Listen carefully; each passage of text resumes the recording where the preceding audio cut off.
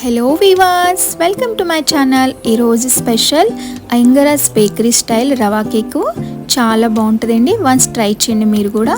నేను వాళ్ళ షాప్లోకి వెళ్ళి స్పెషల్లీ నేర్చుకుని మీకు చూపిస్తున్నానండి. మా ఫ్రెండ్ వాళ్ళది షాపు, ఎవరిదో కాదు, బయట వాళ్ళు అలౌ చేయరు కదా. So each and every ingredient నేను వాళ్ళ దగ్గర నేర్చుకుని మీకు చూపిస్తానండి. Let's start our video. Next ఒక మిక్సీ జార్లో 1/2 కప్ సూజీ తీసుకోవాలండి. దీన్ని బొంబాయి రవ్వ అని కూడా అంటారు. సేమ్ దాంట్లోనే 4 స్పూన్స్ ఆఫ్ షుగర్ యాడ్ చేయాలి. ఈ రెండు మనకి ఫైన్ పౌడర్ లాగా చేసుకొని పక్కన పెట్టేసుకోవాలండి. సో నేను ఇది వితౌట్ ఓవెన్ చేసి చూపిస్తానండి మీకు. కడాయిలోనే ఈజీగా గ్యాస్ పైన ఎలా బేక్ చేసుకోవాలో నేను మీకు కేక్ రవ్వ చూపిస్తున్నాను.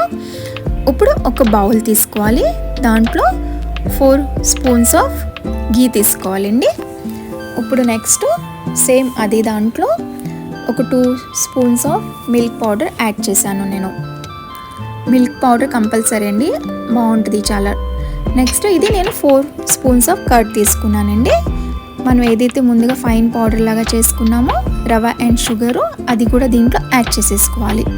ఇప్పుడు దీంట్లో నెక్స్ట్ మనకి baking powder and baking soda రెండు అవసరం వస్తుందండి. నేను ఈ కంపెనీది వాడుతున్నాను. మీరు ఏ బ్రాండ్ వాడాలంటే అది మీ ఇష్టమండి. మీ ఇంట్లో ఉన్న అవైలబిలిటీ బట్టి మీరు యాడ్ చేసుకోండి.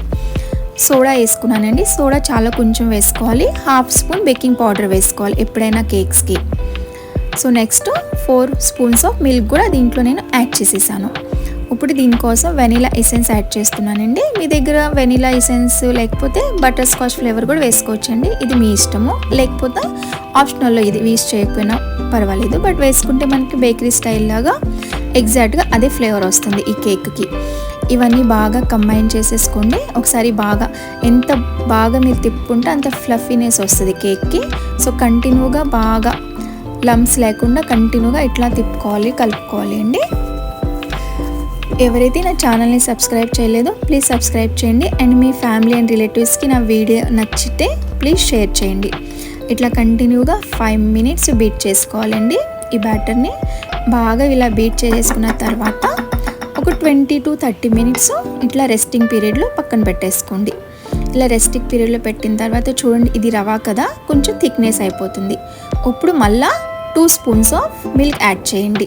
సో మనకి బ్యాటర్ థిక్నెస్ బట్టి యాడ్ చేసుకోవాలండి. సో మనకి ఇది కొంచెం సెమీ సాలిడ్ లాగా ఉండాలి. ఎక్కువ పల్స్గా కాకుండా ఎక్కువ గట్టిగా కాకుండా నేను ఎలా అయితే చూపిస్తున్నానో మీకు అలా ఒకసారి లమ్స్ లేకుండా ఇలా కంటిన్యూగా తిప్పేసుకోండి. గడ్డలు ఉండకూడదు రవ్వది అసలు మనకి. సో ఇది ఇప్పుడు నెక్స్ట్ కేక్ మౌల్డ్ తీసుకోవాలండి. కేక్ మౌల్డ్లో కింద మనకి బటర్ పేపర్ అన్న వ్రాప్ పేపర్ అన్న వేసుకొని పిన్ అంతా దీంట్లో వేసేసుకోవాలి. ఇప్పుడు కంటిన్యూగా ఇట్లా చూడండి, ఏరేషన్ లేకుండా ఈవెన్గా ఇట్లా స్ప్రెడ్ చేయాలి. ఇప్పుడు కడాయిలో ముందుగా ఒక స్టాండ్ పెట్టేసి ఒక 10 మినిట్స్ ప్రీ హీట్ చేయాలండి. ఆ తర్వాత పెట్టేసి పైన మూత పెట్టేసుకోవాలి. ఎగ్జాక్ట్గా 20 to 25 అండి మన కేక్ బేక్ అయిపోతుంది. సో ఇప్పుడు చూడండి, మన దగ్గర టూత్ పిక్ అలా ఏమన్నా ఉంటుంది కదండి, లేకపోతే ఫోక్తో కూడా ఒకసారి ఇట్లా దీంట్లో డీప్ చేసి చూడండి. మనకి ఇలా అంటుకోకుండా ఉంటే ఉడికిపోయినట్టేనండి. సో ఇలా లాస్ట్లో మనకి ప్లేట్లో ట్రాన్స్ఫర్ చేసేసుకోవాలి. కొంచెం కూల్ అయిన తర్వాత చూడండి, పర్ఫెక్ట్గా మన రవా కేక్ రెడీ అయిపోయిందండి. ఇలా తప్పకుండా చేసుకోండి. అండ్ లాస్ట్లో ఒక టిప్ ఇస్తున్నాను, ఘీ లేని వాళ్ళు బటర్ ఆయిల్ కూడా యూస్ చేసుకోవచ్చండి. Thank you watching my channel.